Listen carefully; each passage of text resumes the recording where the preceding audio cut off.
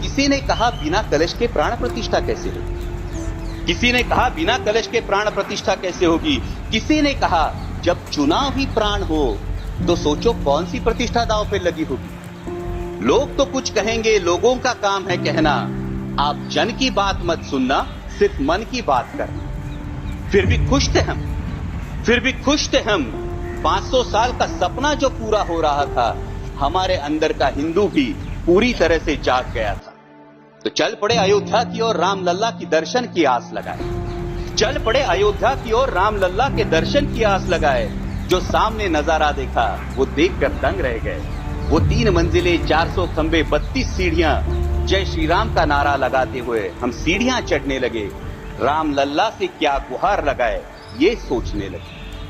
पहली सीढ़ी पर याद आई महंगाई, पहली सीढ़ी पर याद आई महंगाई।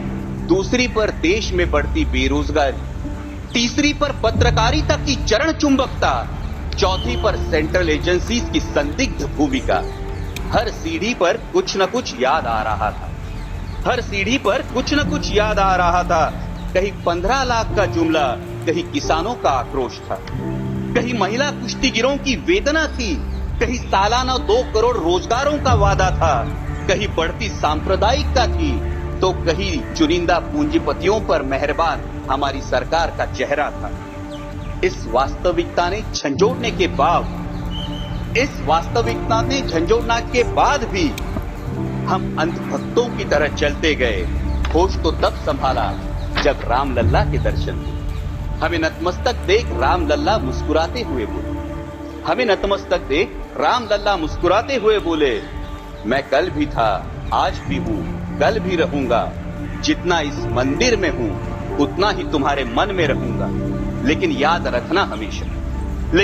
रखना हमेशा मैंने त्रेता युग में रामराज जलाया था। तुम कलियुग में जीते हो जहां संविधान ने गणराज जलाया है।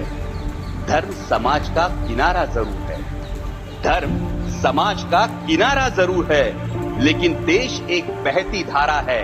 किनारे को धारा के बीच में लाया तो प्रवाह अड़ जाता है, प्रगति के पथ से हट जाता है। इसलिए धर्म का ठेकेदार नहीं, पहरेदार बनना चाहिए। इसलिए धर्म का ठेकेदार नहीं, पहरेदार बनना चाहिए। तुम रहो न रहो, वो रहे न रहे, ये देश रहना चाहिए, देश का संविधान रहना चाहिए, देश का लोकतंत्र रहना चाहिए, ये देश रहना चाहिए। जय हिंद, धन्यवाद।